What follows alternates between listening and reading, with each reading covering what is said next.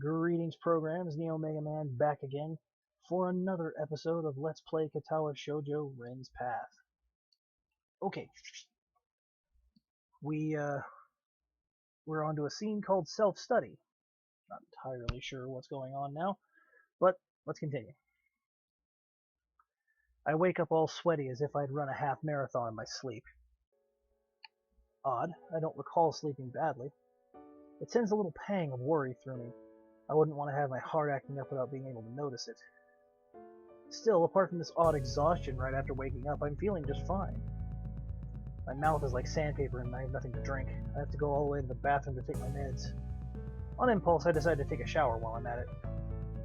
Oh no. While I'm in the shower, I make up my mind that this counts as my morning exercise if I properly compensate with a nice half-hour walk after school. Obviously, I wouldn't want to risk possible complications by going running now. Besides, Emmy will never know, and I think she's giving up on me in any case. Walking could be nice anyway, just to get to know the area. There's a big forest in the hills behind the school, or I could go down to the convenience store. While still dabbing the moisture off my skin, I set out to find my uniform. I quickly button up my shirt and pull on my pants before going outside. Normally, during this time of the year, I'd eagerly be waiting summer vacation. Having only been at school for a little over a week, I don't really have that kind of feeling.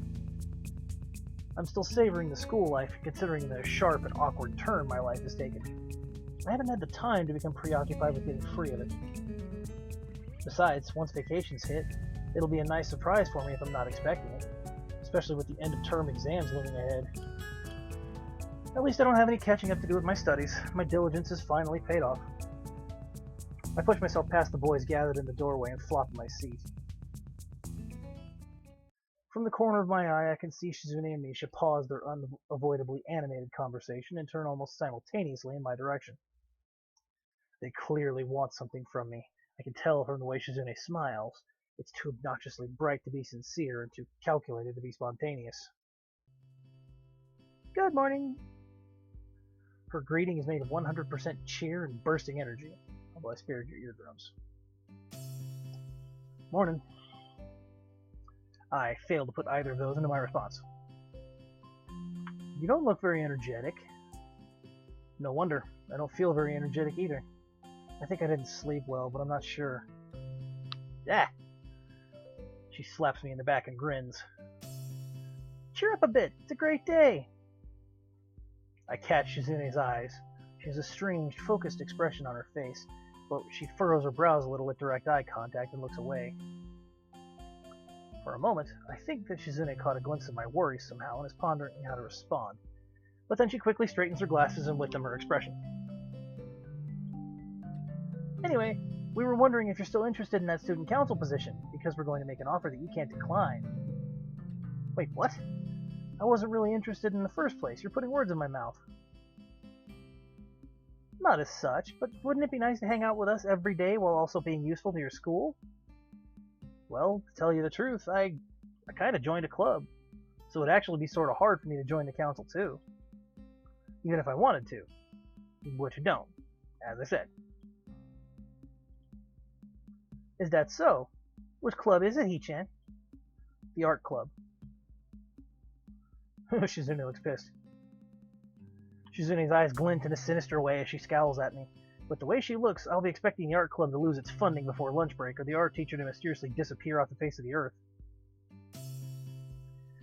Before she manages to comment, the teacher finally enters the classroom, getting Shizune and Misha off my back and sending everyone rummaging in their bags for books and pens. I did join the art club, but the first meeting didn't really boost my confidence. I'm not sure what I'm doing it for. I wish I could draw like Rin, but I don't know what I would do if I could. To what end would I use such a skill? I don't really know.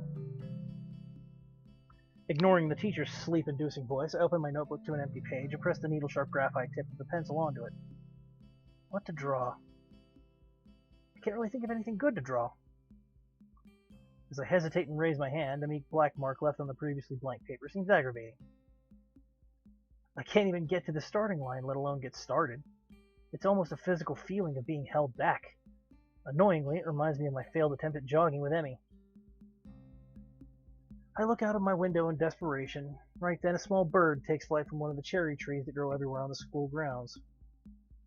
I can't really see it clearly, and it's not like I can tell one tiny bird from another, but I pick it as my subject anyway.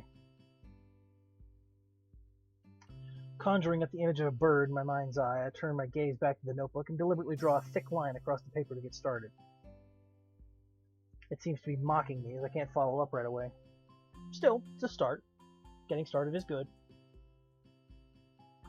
I slowly sketch the picture on the notebook page, the image in my brain becoming clearer as the drawing takes shape.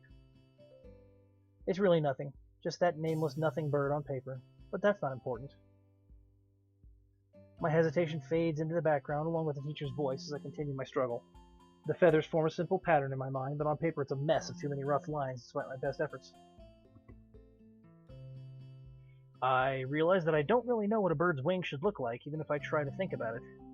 I even put the pencil down and close my eyes for a moment, trying to trace the shape of a wing in my mind.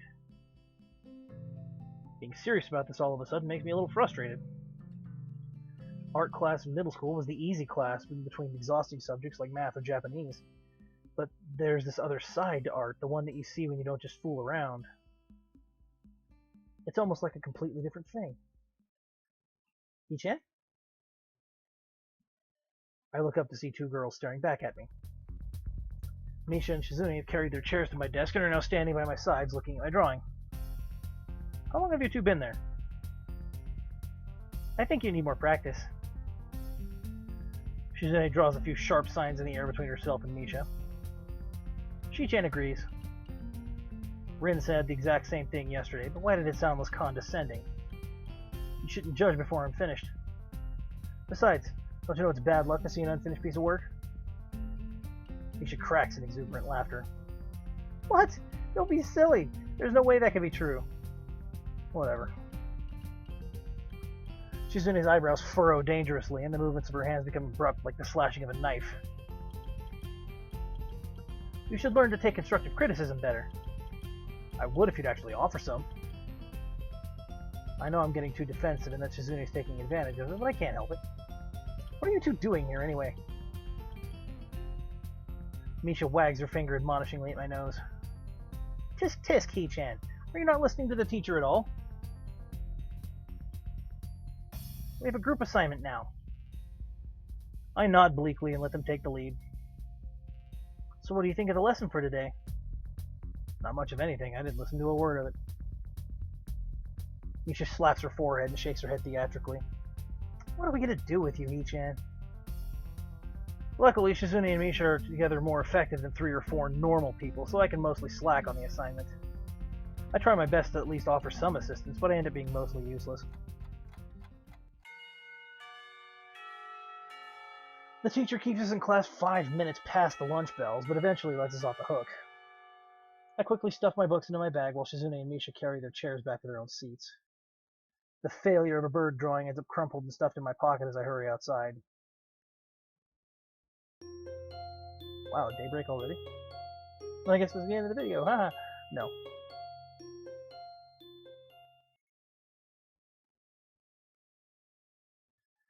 After that morning class and throughout the week, I kept bumping into Rin. Hello.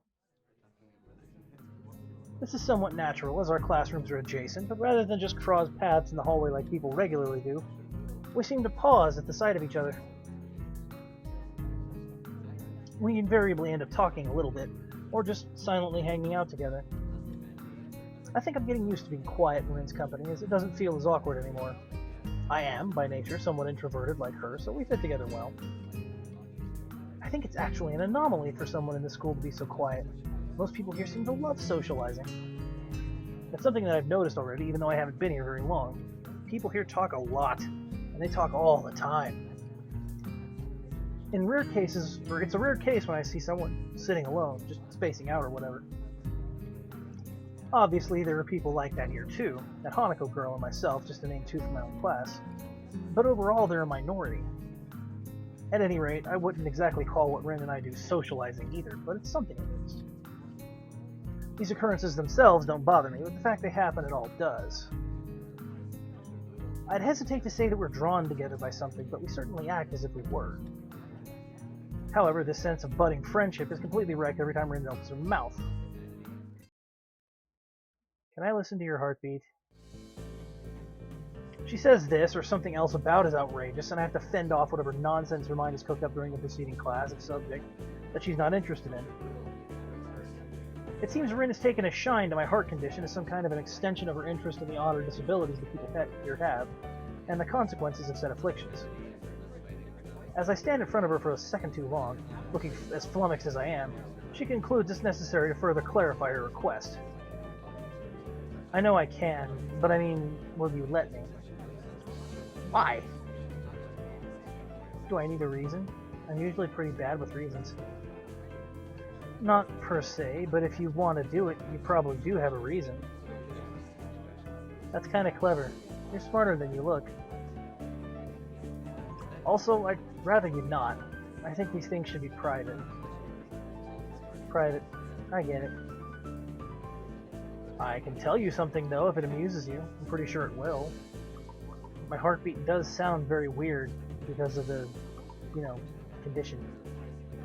And I hear it all the time. So you're paranoid. It's not a question, it's a statement. No, I'm not paranoid. The doctor said that abnormal attention to heartbeat is a common symptom of my condition. So for you, it's normal to be paranoid. Again, not a question. One could also say that me being like this in the first place isn't normal either, but what the heck? Paranoia fits me fine. I don't think it's something that can actually fit anyone or anywhere. You know, I ate an orange today for breakfast. How was it? I'm vaguely proud of myself, managing to keep up with Rin's sudden change of topic, even though she dropped the clutch somewhere back there. Excellent. I don't remember when I last ate an orange, because it's annoying to peel one. It's on the list of things I want to learn properly. How come you ate one then? Emmy had some, so she peeled one for me. Good for you. Rin stretches her back and yawns, but says nothing further. She throws me a glance from the corner of her eye while she watches people pass by, but I couldn't say why. I realize, though, that this is the first time I've talked naturally about my condition with anyone, in a way. A group of boys walk past us to Rin's classroom, but she doesn't pay them any mind. They pay none to her either. My mind wanders off, spurred by the silence. Maybe I should have let her listen to my heart. It's not like it matters. Nothing really matters that much at the end of the day. I start feeling depressed for no reason. Again. It's like a tidal wave out of nowhere rolling over my consciousness, submerging me underwater. I feel a sigh coming out of my mouth, and I turn away from Rin, pretending to read a poster on the wall. It's an advertisement for the school festival promoting an event almost a week past. The difference between me and Rin is that I'll be more likely than not dead before turning 30, while she can't eat oranges without help. I can't decide which one of us is worse off. I try to grasp the passing of time, but it seems hard. I'm still used to the rhythm of the hospital, where trivialities such as the day of the week or time didn't really matter. Everything was the same, no matter what. Rediscovering the significance of time is an oddly disorienting experience, and I find myself enjoying the fact that I can categorize events in this fashion. The relevancy of a ticking clock is surprisingly delightful, and I decide to start wearing an analog wristwatch, something I didn't do before. When I finally ask Rin on Thursday about something that's been bothering me for the entire week, it's already lunchtime. The time is somewhere between 11:06 and 11:07, as my watch doesn't have a hand to show seconds. It's the old-fashioned kind with a black leather strap and titanium casing. That's an expensive watch! It doesn't look flashy, but a wristwatch doesn't need to. Hey. Remember that sketch you made of me? How you said I looked grim and gloomy or something? I'd like to know what you meant by that. She gives me a weird look and tilts her head a few degrees to the left, but she doesn't say anything for a while. Well, you see, we've known each other for 2 weeks and I haven't seen you smile even once.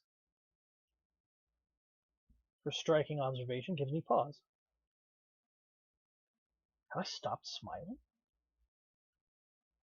I have to take what she says as the truth. She has no reason to lie. Something about the way she puts it annoys me.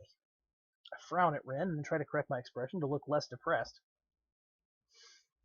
I haven't been in the cheeriest of moods the past few months or so, this is true. Does it show so much that someone like Rin can tell after so little contact with me? Should I try to smile more at Rin? Maybe she could appreciate it having such a neutral face herself almost all the time. Have I really stopped smiling? I see. Should I smile more? I don't mind either way. Be as you are. You can't help being Hisao anyway. But it bothers you? I just noticed it, that's all. And he skips along the hallway, jumps to a sharp stop when she reaches us, and lightly pats Rin's shoulder. Ready for lunch? Depends on what lunch is today. Remember that stew for March? Never again, that. Let's go anyway. I'm starving. As they are about to depart, Emmy turns from her friend to me, seemingly as an afterthought, and smiles charmingly. By the way, Hisao. Her tone is way too sweet and soft to be insincere. I can sense the trap about to be sprung on me by this miniature health devil. I know what she's about to say even before she continues because I've been trying to avoid her all week. I still haven't seen you at the track this entire week. Maybe I've been there when you haven't. That's impossible. I'm there all the time. But you sleep and go to class. I do those at the same time as you do. Yeah, I know. I just haven't been able to pick myself up. Don't rat me out to the nurse, okay? Running just isn't my thing, and I haven't come up with a good alternative. Why don't you come to the track meet this weekend? Maybe you'll get inspired. Track meet? Yeah. People from a few other schools come here for some friendly track and field action. It's on Sunday afternoon. I can't think of any reason not to go. Sure. I'll come and cheer for you. I guess you'll be running? Of course. You get to see me beat them all. But bye now. If I don't get something to eat, I'll die. See you later. Bye, Rin. I promise I'll smile next time. I call after her as a bit of an afterthought. Afterward, I feel embarrassed about it and wonder why I said anything at all. That night, when I'm doubly certain that Kenji won't be barging in the bathroom, I look in the mirror and smile at my reflection. The me in the mirror smiling at the me in the bathroom looks awfully fake.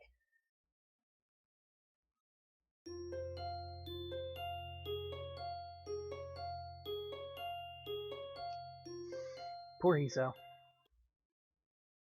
Track meet time? Oh no. Having exhausted the books Kenji lent me in just a few nights, I go back to the library, deeming it a safer alternative for getting my reading fix. I return the books he had stolen while I'm at it, to Yuko's delight. I don't tell her where I got them, though. Wow, you sure read a lot, don't you? Yeah, I guess I do. I do. Even I think it's weird. I think I might have a reading problem. Maybe I'm a junkie. No, I didn't mean it that way.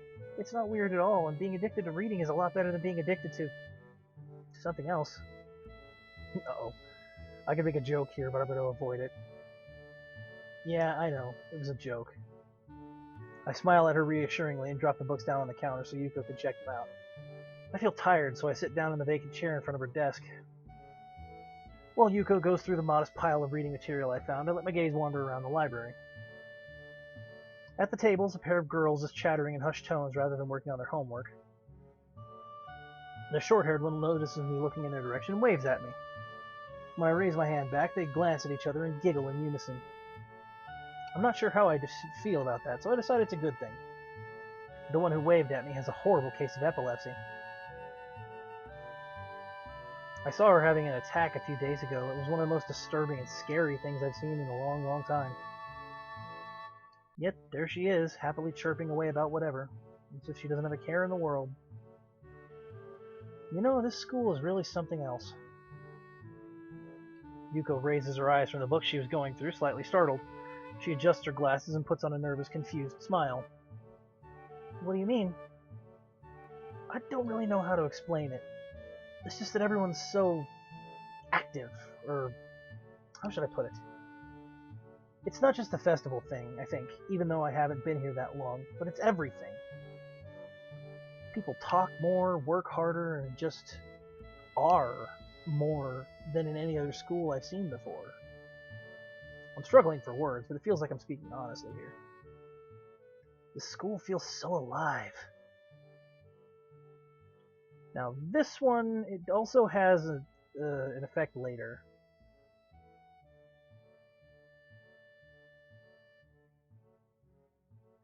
I think... Yeah, there's no way to avoid getting a choice I don't want here. So, like I said, I'm going to go for the one that sounds less cynical. It's refreshing. Sure, there were some people like this in my old school too, but not as many. And it feels more intense somehow. I think if I had to pin it down to one thing, the students here really appreciate going to school. I don't think that's a bad thing. Yeah, me neither. Suddenly I realize that I've just been babbling my thoughts to Yuko out of the blue. She's a bit of a jumpy person, so I fear I might have made a bad impression. She's looking at me with what I hope is curiosity rather than horror, so I figure she's alright. Sorry for suddenly talking about weird stuff like this. I didn't mean to trouble you. Oh no, it's not troubling. I'm happy to listen if you feel like talking.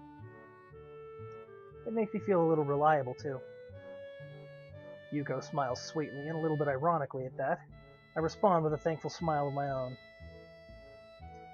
As she pushes the neat stack of books across the counter, I stand up and gather them in my arms. There you are. Thank you. I guess we'll be meeting each other again. Please come here anytime. Yuko's kindness is heartwarming. You can count on it. See you later.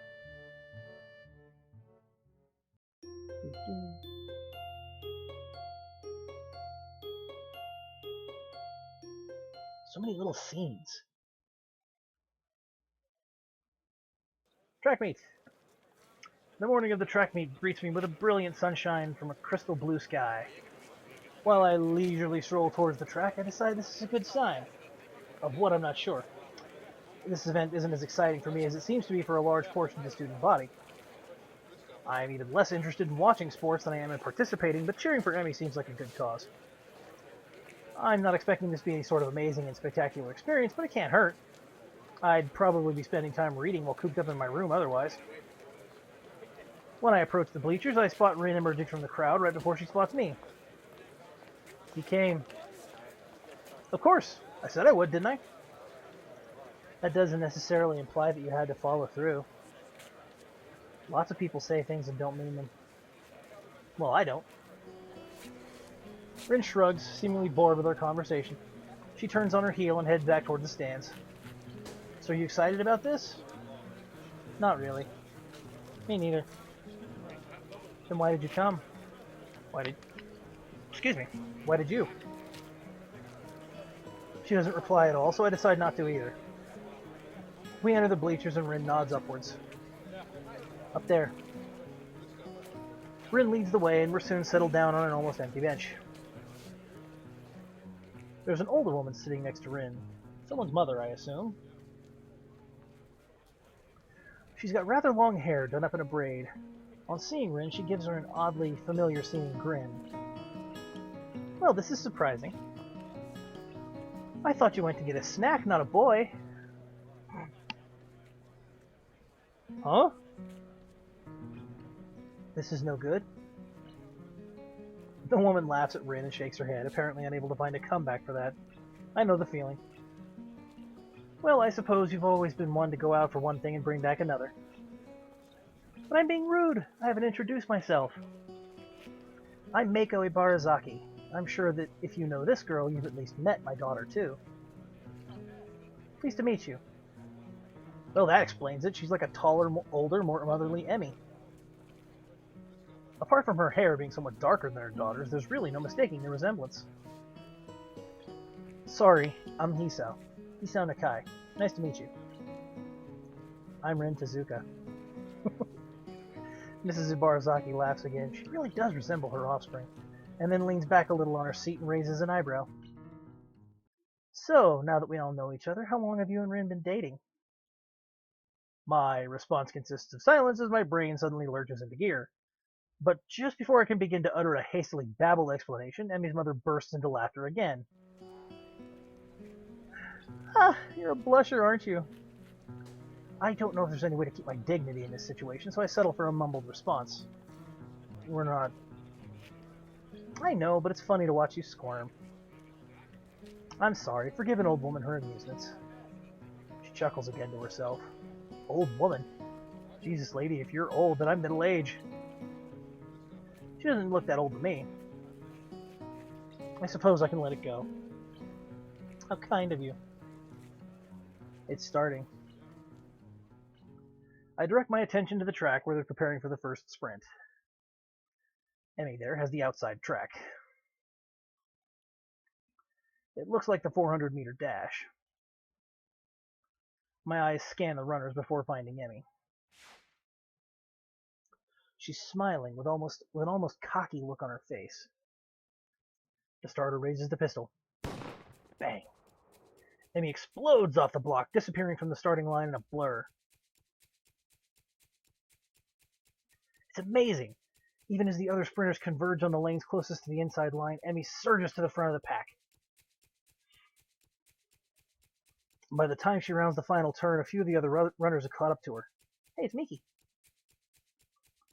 But she puts on a final burst of speed that leaves them at least a half-second behind.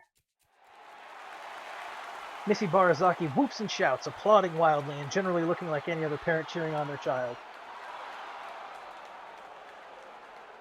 Emmy bounds off the track, looking pleased with herself. I cheer right along with the rest of them. The announcer, sounding suspiciously like Misha, gleefully gives the results. I think she's gotten faster since the last time. That was incredible. Mrs. Ibarazaki grins proudly. Emmy's a heck of a runner. We fall silent as the next event prepares to start. I'm surprised to see Emmy striding out onto the track again. Wait, didn't she just run? Emmy's mother nods. Whoops. Yes, but she runs multiple events for the team, especially the sprints. It's a lot of running, but Emmy can handle it. From the looks of things, she's right.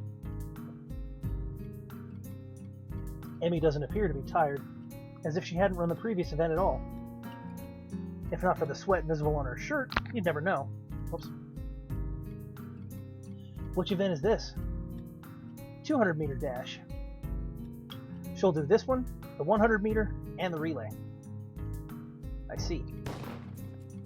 Once again, the pistol sounds, and once again, Emmy flies off the block. A thumping sound draws my attention away from the race. It's Rin's foot. She seems completely absorbed in the race.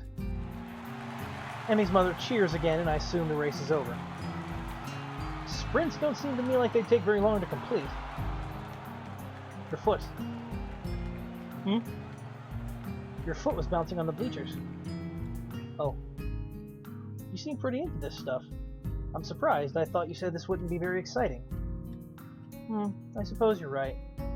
It's not that interesting. But I'm watching Emmy, not the sport.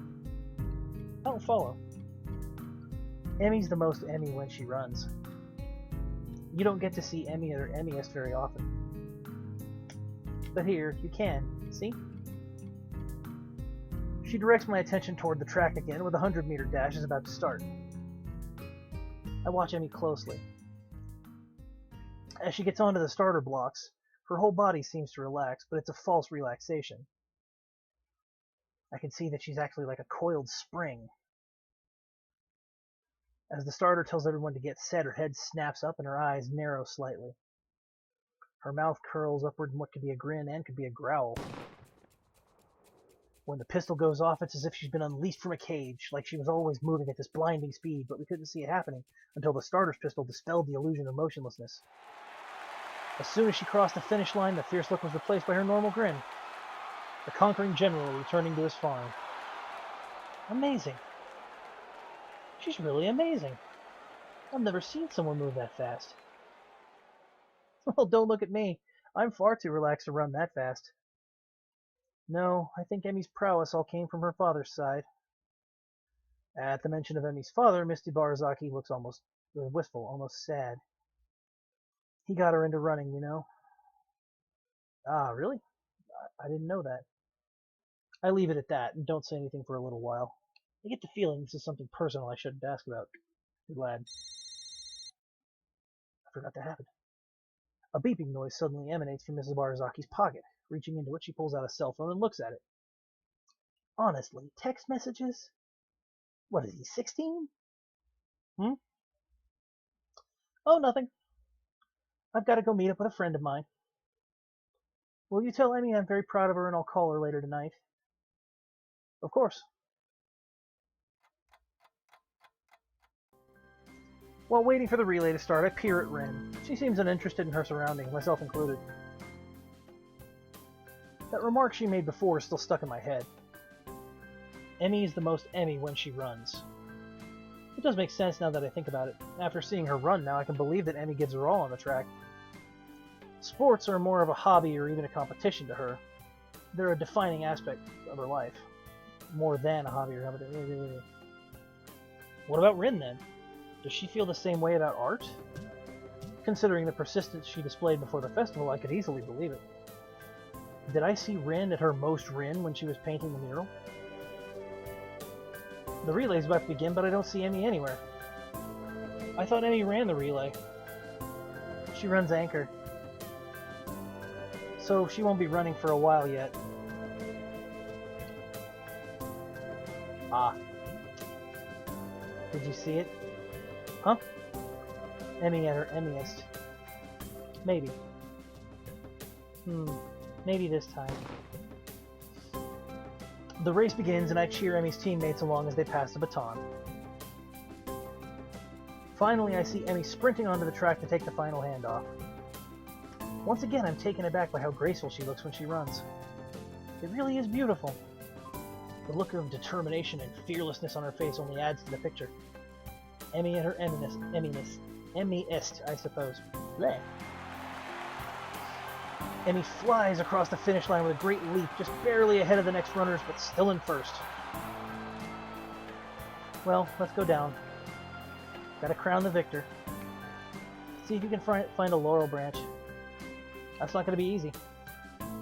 Rin shrugs. At least we tried. Emmy is surrounded by her teammates, all of them congratulating her on the run. Rin seems to be waiting for Emmy to notice that she's arrived. It doesn't seem her style to be drawing attention to herself, or to emote beyond shrugging. Being more impatient than Rin, I wave to Emmy in her stead. She looks up and grins happily at us. Hey, you showed up! We would have brought you a crown of laurels, but Hisa didn't find one. Neither did you. It wasn't my job to look. When did we assign jobs? When I said see if you can find a laurel branch. Try to keep up. I shrug. I guess Rin's rubbing off on me. Seems it's my fault after all, Emmy. Emmy laughs at Rin and me. It's okay. I'm sure you'll make it up to me somehow. Sure. Good. So how'd I look? Very impressive. Emmy seems pleased with this assessment. I don't mention how much more impressive her performance is given her lack of legs. I figure she knows that already. Besides, it seems like it would take away from her efforts somehow. Great to hear. I was worried that I looked a little slow on the relay, but I guess I did fine, huh? Emmy giggles and then seems to remember something. Oh, before I forget. Rin and I are going to do something next Sunday as a post-track meet celebration. You should come along. Normally we do it the day after, but since today is Sunday, I've got homework and class and all that stuff to take care of. Oh, sure. I'd love to. Great. It's a promise then. Oh, right. Your mom wanted to say she's proud of you. She'll call you later tonight. I thought I saw her in the stands. I'm glad she made it. Hey, Emmy, you're gonna miss the medal ceremony. Oh yeah, thanks. She turns to Rin and myself. You don't have to stick around for this part. It takes forever. Besides, you should get cracking on your homework now if you don't want to be up late, Hisa. Emmy skips back to her teammates, leaving me and Rin by ourselves. Neither of us has the slightest interest in the post-competition ceremony, so we silently get away and back to the quad.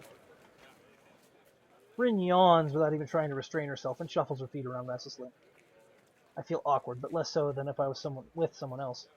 Still, I'm left hanging, not knowing what I should say next. Emmy was great, wasn't she? She was great. I'm very jealous of her. Why? Like I said, don't you think it's great to really be able to be yourself? Sounds weird coming from Rin. I don't think you, of all people, should have trouble finding a way to express yourself.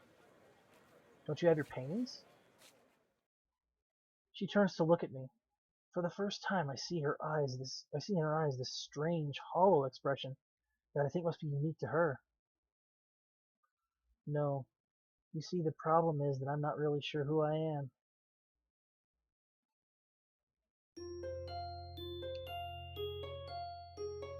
Well, that was a somewhat grim note to end things on.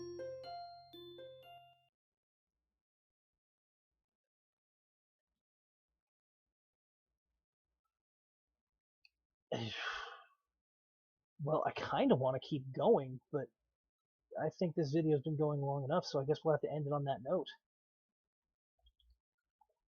Okay, so, that being said, thanks for joining me for another episode of Let's Play Katawa Shoujo Rin's Path.